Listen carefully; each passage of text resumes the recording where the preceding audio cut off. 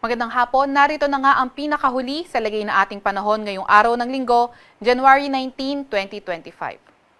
Sa kasalukuyan niya ay ang northeast monsoon o amihan ang nakakaapekto sa northern at central Luzon. Itong ang northeast monsoon ay nagdadala ng maulap na papawirin at may mga ulan sa lugar ng Cagayan Valley, pati na rin sa may Aurora at Quezon. Samantalang easterlies o yung mainit na hangin galing karagatang Pasipiko nagdadala ng maulap na papawirin at makalat-kalat na pag-ulan, pagkidlat, pagkulog sa Surigao del Norte, Surigao del Sur at Dinagat Islands. Kaya yung ating mga kababayan, lalo na yung mga inuulan noong mga nakaraang araw pa ay pinag-iingat natin sa mga banta ng pagbaha o hindi kaya pagguho ng lupa.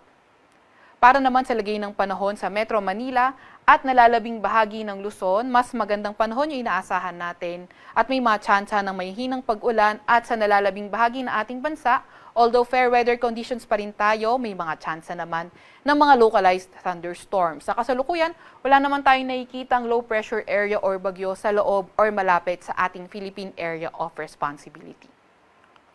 Para naman sa lagay ng ating panahon bukas, although yung amihan nakita natin na magdadala ng maulap na papawirin sa Cagayan Valley, Aurora at Quezon, mga tsansa lamang naman na mga may hinang pag-ulan yung inaasahan natin.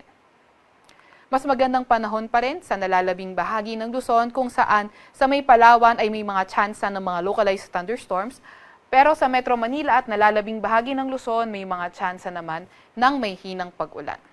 Agwat ng temperatura bukas sa Metro Manila ay 23 to 31 degrees Celsius. 14 to 23 degrees Celsius sa may Baguio at 21 to 28 degrees Celsius sa may Tagaytay. Agwat naman ng temperatura bukas sa Tugigaraw ay 21 to 28 degrees Celsius. Agwat ng temperatura sa Puerto Princesa ay 25 to 32 degrees Celsius, samantalang sa Calayan Islands ay 26 to 32 degrees Celsius. Para naman sa lagay ng panahon bukas sa Visayas, patuloy pa rin ang partly cloudy to cloudy skies condition pero may mga tsansa pa rin na may hinang pag-ulan. Sa Mindanao naman bukas, asahan pa nga rin natin na posible pa rin maging maulan, kalat-kalat ito at may mga kasamang kidlat-kulog sa Surigao del Norte, Surigao del Sur at Dinagat Islands. Pero sa nalalabing bahagi ng Mindanao, mga tsansa naman ng mga localized thunderstorms yung kailangan nating bantayan. Yung mga kasamahan natin sa Regional Services Division patuloy na maglalabas ng mga thunderstorm advisory, rainfall advisory o hindi kaya heavy rainfall warning kung kinakailangan. Agwat ng temperatura bukas sa Metro Cebu ay 26 to 32 degrees Celsius. Davao naman ay 25 to 33 degrees Celsius. Wala pa rin naman tayong nakataas na gale warning sa kahit na anong dagat baybayin ng ating bansa, pero pinag-iingat pa nga rin natin yung papalaot sa Northern Luzon dahil magiging katamtaman hanggang sa maalon ang karagatan. Para sa 3-day weather outlook na mga pangunahing syudad natin, nakikita natin sa Metro Manila at Baguio, pati na rin sa malaking bahagi ng Luzon na patuloy pa rin yung epekto ng northeast monsoon, kaya fair weather conditions pa rin at may mga tsansa ng may hinang pag-ulan. Subalit sa bandang Legazpi City, kabilang na nga ang Bicol Region at Mimaropa, although fair weather conditions pa rin yung inaasahan natin, may mga tsansa pa rin ng mga localized thunderstorms. Sa Metro Manila, 32 degrees Celsius ang pinakamataas na temperatura. 14 to 24 degrees Celsius agwat ang temperatura sa may Baguio at 24 to 31 degrees Celsius naman sa may Legazpi City.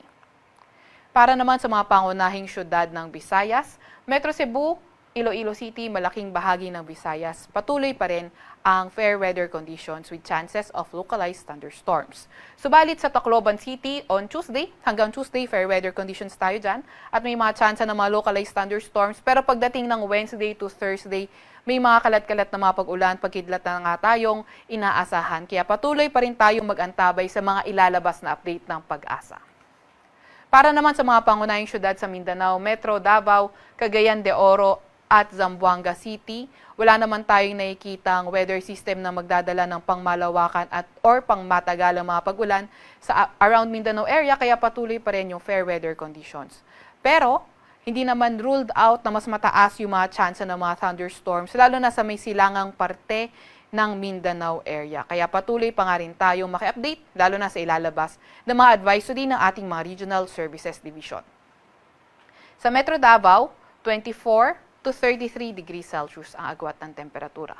23 to 32 degrees Celsius sa may Cagayan de Oro City at 24 to 33 degrees Celsius naman sa may Zamboanga City.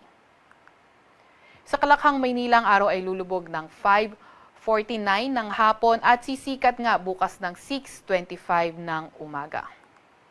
Huwag magpapahuli sa update ng Pag-asa. I-follow ang aming X at Facebook account, DOST_Pag-asa. Mag-subscribe sa aming YouTube channel, DOST-Pag-asa Weather Report. At para sa mas detalyadong impormasyon, bisitahin ng aming website pag-asa.dost.gov.ph. At yan nga muna ang pinakahuli sa lagay ng ating panahon mula sa Weather Forecasting Center ng Pag-asa. Veronica C. Torres, nag-uulat.